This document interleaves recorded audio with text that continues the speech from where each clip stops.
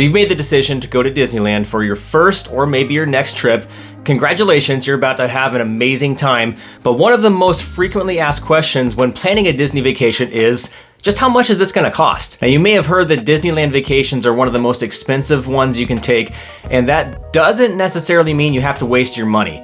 When you're going to Disneyland, there's a lot of things to consider, and I'm gonna help you break down a little bit of a budget, something that I've gone over myself when planning Disney trips to help you figure out what the ballpark estimate's gonna be for your next vacation. What's up, you guys? Brian here with RTD Adventures, and I'm gonna be talking to you about some of the things that I've done in the past when talking about a budget for a Disney vacation. Now, like I was saying just a moment ago, there's a lot of things to consider, from the hotel, from the tickets, the different options that are available for extra perks when you're in the parks. You've got different food options to consider. There's so many different things to go over. So I'm gonna break down some of the things that I personally look at, and then hopefully that can help you make an informed decision on what kind of a vacation you're planning on making for yourself. And a quick disclaimer here before we begin. Your travel to Anaheim may vary greatly in price depending on where you live and whether or not you're willing to drive or fly to the area. So we're not going to be talking about travel. We're strictly talking about what you're spending money on in Anaheim itself. First of all, let's talk about park tickets. Now, park tickets can vary in price depending on what time of year you're going and also even what time of the week. The tickets fluctuate in price depending on how busy Disneyland expects the parks to be. It also affects how many days you're going to be spending in the park. So for example, if you buy a single day ticket, prices can be as high as $194 per day, but if you're packaging with longer stays, they can be as cheap as $96 per day. So let's say we've got a hypothetical family of 4, 2 adults and 2 kids that are 9 or younger. The reason I'm going with that is because with the younger kids, the ticket price is a little bit cheaper. So you may need to adjust this depending on your specific family. But we're gonna be looking at that family of 4 heading to Disneyland. If you want to do a 3-day ticket, that means you're gonna be in the parks for Disneyland or California Adventure. A ticket works for either park.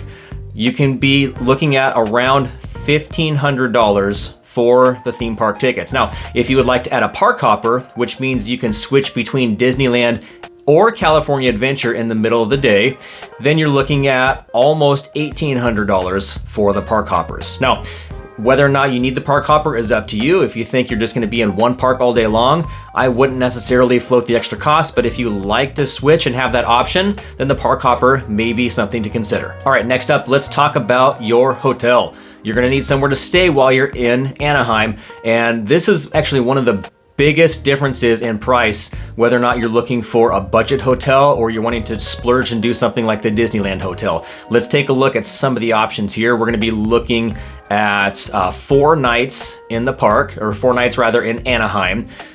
So again, we're taking the example of a 3-day vacation here. You're gonna be in the parks for 3 days.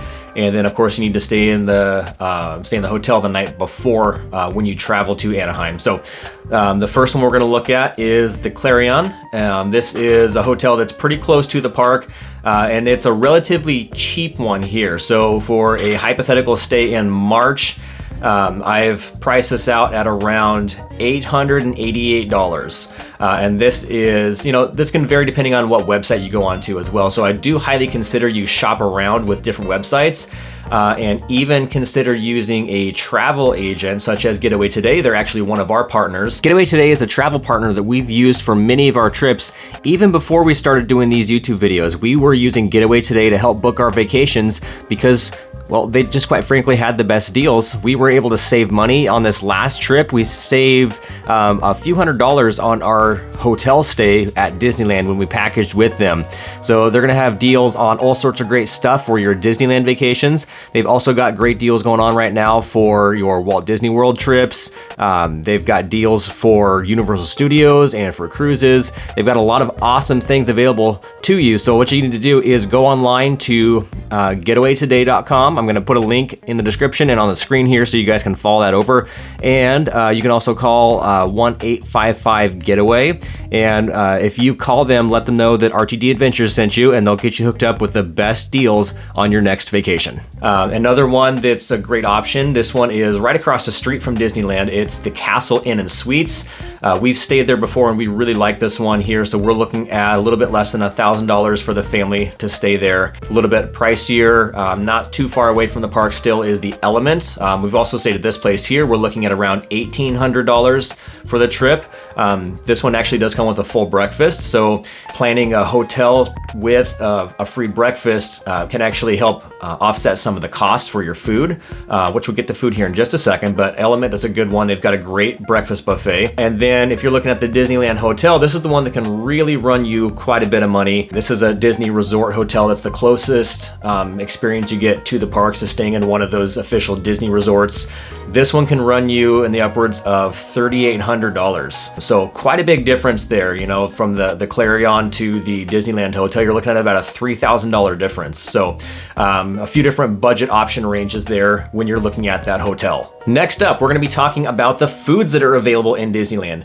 Again, another area where the budget can vary quite a bit. If you want to bring your own food, that is allowed in Disneyland. So you can save some money if you go to one of the grocery stores nearby and just pack some snacks and make some sandwiches and bring those with you. But if you're wanting to buy food in the parks, that's what we're gonna look at here for the budget. I'm giving a hypothetical here of the family of four again. Each person gets a corn dog, which is a pretty typical meal, right? They have those delicious corn dogs at the Red Wagon in Disneyland. Everybody also gets a meal at the Plaza Inn, which you get a really hefty serving of food there, especially if you get the fried chicken. By the way, if you haven't got that yet, please make sure you do that on your next trip. The fried chicken is amazing. We're also giving each person 1 churro a day, 1 Dole Whip a day, and 2 bottles of water.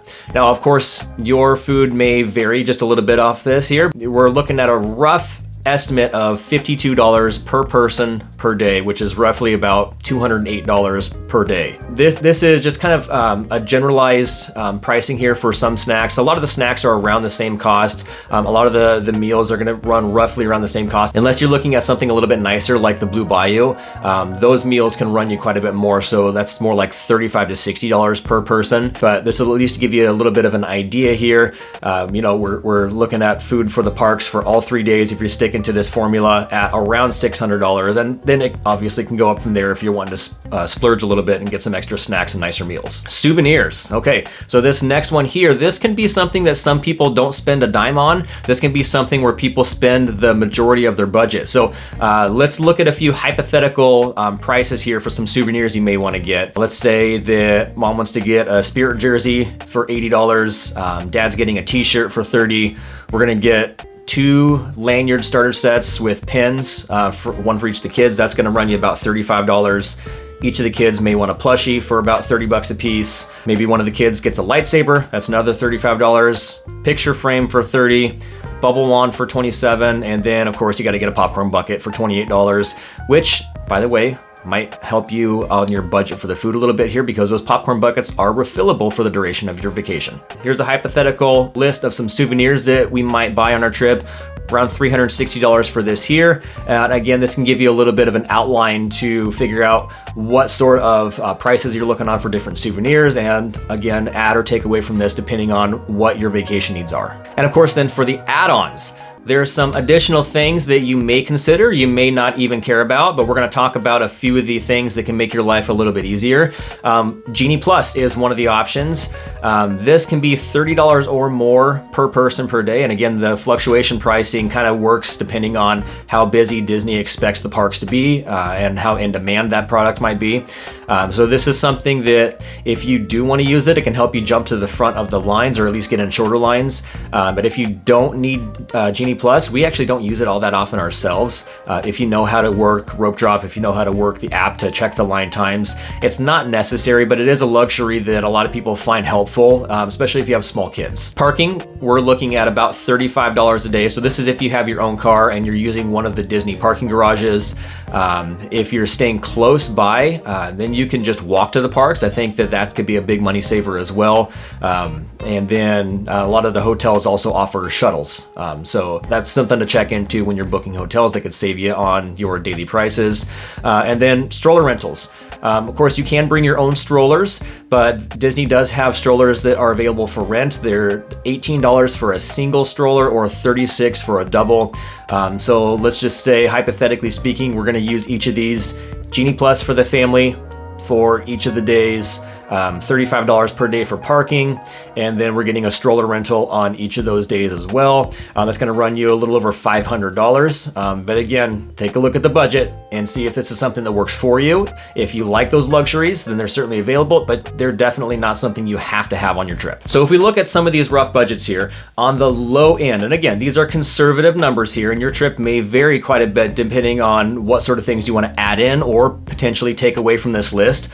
But we're looking at around $2,900 on the low end for an average, and then all the way up to over $6,000 on the higher end. But again, these prices are very fluid. They can change completely depending on what you're looking to do. If you're wanting to book some extras that we didn't even talk about, like going on a private tour or even using VIP guest services, that can make the price of your trip jump tremendously. If you want to bring all of your own food and you don't plan on eating in the parks at all, that can drop the price quite a bit. So just a few things for you to consider. This is one of those great things about a Disney trip, is it's so customizable. There's so many different ways you can approach this and so many different offerings for each person that you can make the trip your own, and you can make it as cheap or as expensive as you're looking to spend. So when I'm planning my Disney trip, those are the main things I look at. I'm checking out the different hotel prices. I'm looking at the different available park tickets. I'm looking at different food options, the different add-ons that are available, and I'm just kind of playing around and trying to make those things fit in with the budget that I've got going for my vacation. But that's not the set way of doing this. You may have a different way, and if you do, I would love to hear how you budget for your Disney trips. Let us know in the comments section down below. Let's have a little discussion about this. Maybe you can teach me something. I hope you learned something as well, and we just want to say that we really appreciate you guys hanging out with us here. Don't forget to like, share, and subscribe to this video. We've got a ton of Disney stuff coming your way, and we've even got some more additional theme parks, not Disney related, that are going to be coming to you later this year. Thanks for hanging out with us. I really appreciate it. I hope you had as much fun watching this as I did making it. If you're looking for some additional tips on saving some money at Disneyland, I'm going to throw that link up on the screen here for you, so you can click or tap that to bring you over to those money saving tips to plan on your next trip. But I just want to say, like always, thanks for watching.